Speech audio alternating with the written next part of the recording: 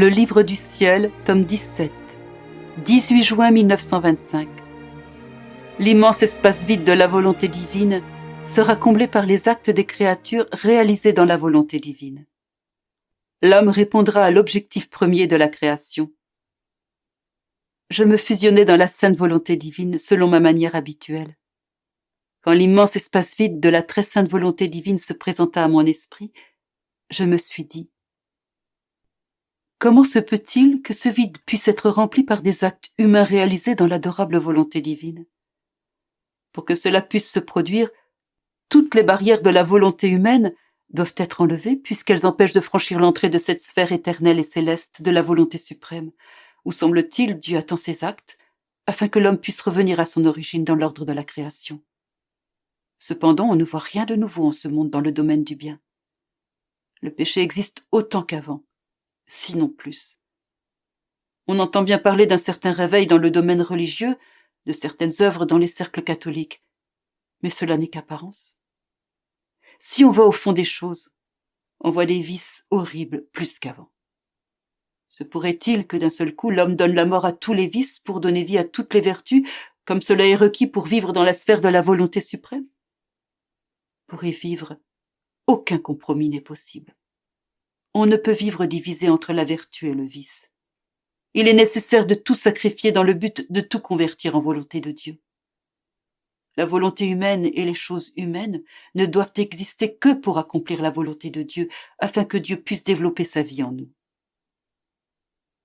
Pendant que je réfléchissais à cela et à d'autres choses, mon doux Jésus me dit: ma fille, c'est ainsi que ce sera. L'immense vide sera comblé par les actes des créatures réalisés dans ma volonté. Ma volonté est venue du sein éternel de l'être suprême pour le bien de l'homme. Ayant posé un acte simple pour envelopper l'homme de manière à ce qu'il ne puisse nous échapper, notre volonté s'est ensuite multipliée en d'innombrables actes pour lui dire: tu vois, ma volonté non seulement t'enveloppe, mais est toujours prête à agir, afin de se faire connaître par toi et de recevoir en retour des actes effectués dans ma volonté. Toutes les choses reçoivent un retour. Sinon, on peut dire qu'elles sont inutiles et sans valeur. La semence plantée en terre par le semeur veut son retour, soit d'autres graines, 10, 20, 30 fois plus. L'arbre planté par le fermier veut le retour de la génération et de la multiplication des fruits.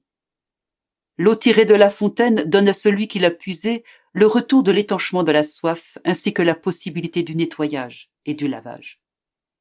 Le feu qu'on a allumé donne le retour de sa chaleur.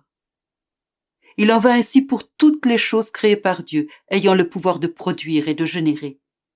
Elles se multiplient et donnent un retour. N'y aurait-il que notre volonté qui, avec tant d'amour et à la suite de tant de manifestations et d'actes continus, ne pourrait recevoir de retour, soit la divinisation des volontés humaines? La graine de semence en génère d'autres. Le fruit génère d'autres fruits. L'homme génère d'autres hommes. Un professeur forme d'autres professeurs. Faut-il que seulement notre volonté, aussi puissante qu'elle soit, reste seule, sans recevoir de retour, sans se générer dans la volonté humaine? Oh non, non, cela est impossible. Notre volonté aura son retour. Elle aura sa génération divine dans la volonté humaine. D'autant plus que cela correspond à notre acte premier, celui par lequel toutes les choses ont été créées, que notre volonté transforme et régénère la volonté humaine en volonté divine. Notre volonté vient de nous, et nous voulons la volonté humaine. Toutes les autres choses ont été réalisées dans un ordre secondaire, alors que cet objectif a été établi dans l'ordre premier de la création. Ça prendra peut-être du temps, mais les siècles ne se termineront pas sans que notre volonté ait atteint son objectif. Si elle a atteint son objectif quant à la génération des choses secondaires, encore plus atteindra-t-elle son objectif concernant son objectif premier. Notre volonté n'aurait jamais quitté notre sein si elle avait su qu'elle n'atteindrait jamais son objectif premier, que la volonté humaine soit régénérée dans la volonté divine. Crois-tu que les choses seront toujours comme elles sont aujourd'hui? Oh non. Ma volonté balayera tout. Elle sèmera la confusion partout. Toutes les choses seront mises sans dessus-dessous. De nombreux phénomènes surviendront. Guerres, révolutions, accidents de toutes sortes, de manière à foudroyer l'homme, à confondre son orgueil et à le disposer à la génération de la volonté divine dans la volonté humaine. Tout ce que je t'ai manifesté concernant ma volonté, enseignement, lumière, grâce spéciale, ainsi que tout ce que tu fais en elle, n'est rien d'autre que la préparation de la voie, la mise en place des moyens, de manière à ce que ma volonté soit générée dans la volonté humaine.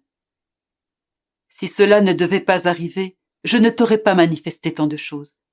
Pas plus que je ne t'aurais sacrifié si longtemps sur ton lit en te gardant dans l'exercice continuel de ma volonté, dans le but de placer en toi les fondations de la génération de ma volonté dans les vôtres. Crois-tu que ce n'est rien que je sois continuellement en toi, mettant sur tes lèvres mes prières et te faisant éprouver mes peines, qui en union avec moi acquièrent toutes sortes de valeurs, d'effets et de pouvoirs? En somme, je suis en train de fabriquer le modèle, c'est-à-dire la première âme en laquelle j'accomplis la génération de ma volonté. Par la suite, réaliser des facsimilés sera plus facile. C'est pourquoi je te dis toujours, sois attentive, car il s'agit de quelque chose de très important, de la chose la plus importante qui existe au ciel et sur la terre.